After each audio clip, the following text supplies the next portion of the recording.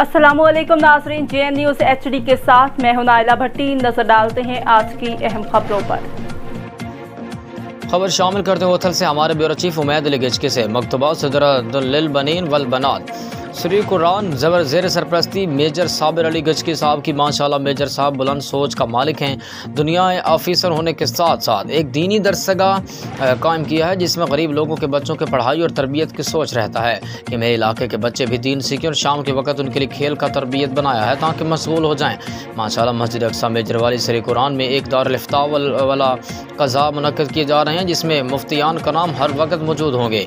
अवाम के शरई मसाइल हल करेंगे मुफ्ती शहजाद अली साहब दामत बरकातुहु आलिया फ़ाज़िल जामिया फ़ारूकिया कराची और मुफ्ती ग़ुलाम मुस्तफ़ा साहब दामत बरकातुहु आलिया फ़ाज़िल जामिया अहसन उल उलूम कराची। ये सारे मेहनत और कोशिश मेजर साहब कर रहे हैं और मज़ीद कोशिश जारी है। तालीम बलगान की तरतीब बनाएंगे ताकि वो हज़रात अपने नमाज कुरान को तरस कर रहे हैं। अल्लाह ताला मज़ीद तरक्की अता फ़रमाए।